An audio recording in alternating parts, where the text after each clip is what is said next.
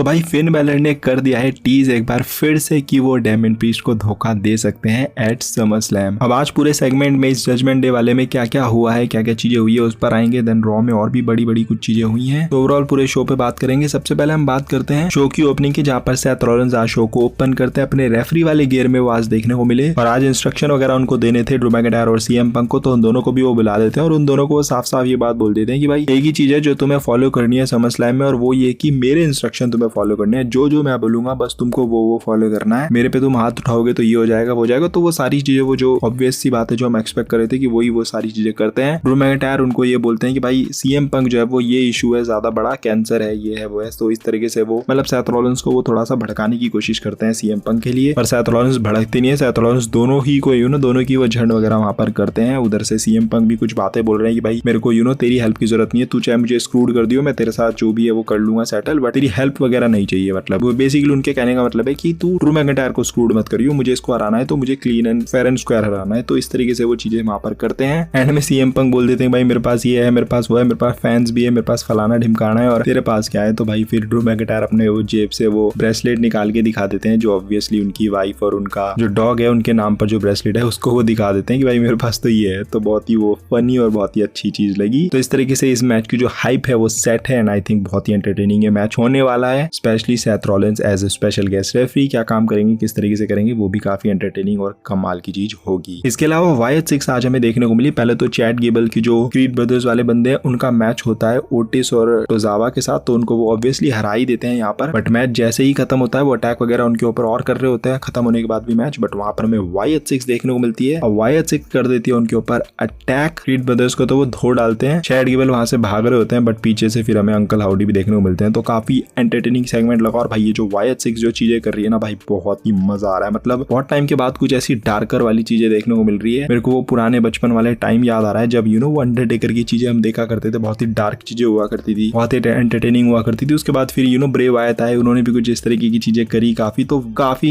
Time के बाद आप कह सकते हो कि इस तरीके की चीजें वापस से देखने को मिल रही है। तो भाई बहुत ही मजा आ रहा है, बहुत ही एक्साइटेड हूँ मैं आगे भी इस चीज को देखने के लिए किस तरीके से चीजें करने वाली है। थोड़ा सा ये है कि समर स्लैम में मैं एक्सपेक्ट कर रहा था कि इनका कोई मैच होगा, बट वो मैच समर स्लैम में नहीं बल्कि नेक्स्ट वीक रॉ में WWE ने कर दिया है। क्रीड ब्रदर्स अगेंस्ट द 3 जो भी बंदे हैं बाकी के, उनके अगेंस्ट उनका मैच होगा। अंकल हाउडी यहाँ पर फाइट नहीं कर रहे हैं बेसिकली। आई गेस शायद टाइमिंग का इशू है, क्योंकि समर स्लैम में टाइम बहुत सारे मैचेस WWE ने ऑलरेडी ऑफिशियल कर लिए, और YH6 को आपको मैच देना है तो प्रॉपर टाइम उनको देना होगा, क्योंकि उनकी एंट्रेंस भी बहुत ही स्लो करके होती है, तो चीजें उनकी थोड़ी स्लो होती है, तो उनको ज्यादा टाइम की जरूरत है। तो आई गेस टाइम की शॉर्टेज इस वजह से WWE ने समर स्लैम में ये मैच नहीं किया है। नेक्स्ट वीक रॉ में आपको ये मैच जो है वो देखने को मिलेगा। बाकी हाँ एक और चीज हमें देखने को मिली कि उन्होंने अपने मास्क को जो है वो अनमास्क भी करा। जो बंदे थे उन्होंने अपना मास्क वास्क भी हटा दिया। तो बेसिकली वो उस तरीके से नहीं दिखा रहे हैं इस टेबल को कि भाई बहुत ही ज्यादा डार्क करके कि भाई डरावनी या बहुत ही ज्यादा कुछ ब्रूटल हो, बहुत ही ज्यादा मतलब ऑब्वियसली ब्रूटल होगी, बट ऐसा नहीं है कि कोई मास्क के पीछे कौन है भाई पता ही नहीं चल रहा है। तो काफी उन्होंने क्लियर रखी हुई है चीजें, मास्क भी हटा रहे हैं, नाम भी बता रहे हैं, अपने बारे में भी बता रहे हैं, और बेबी फेस ये स्टेबल है। तो ये भी एक चीज मैं क्लियर कर देता हूँ आपको कि आप में से काफी लोग अगर सोच रहे हो बेबी फेस है हील है, तो भाई ये फिलहाल तो बेबी फेस काम कर रहे हैं, आगे चलकर हील वाली चीजें करते हैं तो वो फिर आगे की बात है, बट फिलहाल ये एज बेबी फेस काम कर रहा है स्टेबल। इसके अलावा लिम मॉर्गन के लिए मैं एक्साइटेड था कि वो आज किस तरीके से रिएक्ट करने वाली है, वो काफी एंटरटेनिंग होगा। तो बैक स्टेज में वो कहीं पर दिखाई जाती है जहां पर फोटोज वगैरह वो जला रही है, डोमिनिक मिस्टीरियो की शर्ट वगैरह जला रही है, उनकी और डोमिनिक की जो फोटोज वगैरह है उन सबको जला रही है। तो रोते रोते वो ये चीज बोल रही थी कि भाई मुझे लगा था कि तू वो बंदा है जो मेरे को चाहिए, बट एक्चुअली में तू तो बंदा ही नहीं है, तू तो मतलब रिया रिप्ली की बी है। तो मतलब उस तरीके से उन्होंने काफी चीजें जो है वो बोल दी। बेसिकली वो पिस्ड ऑफ है डोमिनिक मिस्टीरियो से, एंड रिया रिप्ली की वो लाइफ जो है वो हेल बनाने वाले। तो काफी वो वो मतलब जो भी उनका दिल टूटा है भाई वो दिख रहा है, यहाँ पर भी दिल टूटा हुआ है। अब लेट्स सी कि डोमिनिक मिस्टीरियो अब इस टूटे हुए दिल को किस तरीके से जोड़ पाते हैं, क्या वो करेंगे समर स्लैम में, किस तरीके से रिया को वो धोखा देंगे या नहीं देंगे, या जानबूझकर धोखा देंगे या फिर एक्सीडेंटली देंगे, वो देखने वाली चीज रहेगी। बाकी जजमेंट डे के भी बीच में हमने काफी आज चीजें देखी। एक इंटरेस्टिंग जो सेगमेंट हमने देखा बैक स्टेज में, जहाँ पर फिन बैलर मैस के बारे में बात कर रहे होते कि भाई ये जो मैस वगैरह हमने क्रिएट कर रखा है, जे उसो, सैमी ज़ेन, ये सारी चीजें जो भी चल रही है, समर स्लैम तक रुक जाओ, समर स्लैम में हम सारी चीजें जो है वो क्लियर कर देंगे। और आज क्योंकि उनको गंथर को फेस करना था तो डेमियन प्रीस्ट बोलते हैं भाई तेरे को हेल्प वगैरह की जरूरत है तो बता। तो फिन बैलर बोलते हैं भाई हेल्प की जरूरत नहीं है, मैं अकेला ही जाऊंगा, क्योंकि रिया रिप्ली भी अकेले जाने वाली है समर स्लैम में लिम मॉर्गन से फाइट करने के लिए, तू भी अकेला जाने वाला है गंथर से फाइट करने के लिए समर स्लैम में, तो इसलिए मैं भी आज जो है वो अकेला ही जाऊंगा। तो अकेला जाने की बातें यहाँ पर हो रही है, और उन्होंने ये चीज बोली है जो मैच वगैरह हमने क्रिएट कर रखा है समर स्लैम तक रुक जाओ, उसके बाद हम इसको सही कर देंगे। तो बेसिकली एक टीज भी हो सकता है कि समर स्लैम की वो इतनी बातें कर रहे हैं तो क्या समर स्लैम में उन्होंने कुछ कुछ सोचा हुआ है, क्योंकि यहाँ पर देखकर ये भी बहुत हद तक पॉसिबल लग रहा है कि जो फिन बैलर है ये मिलकर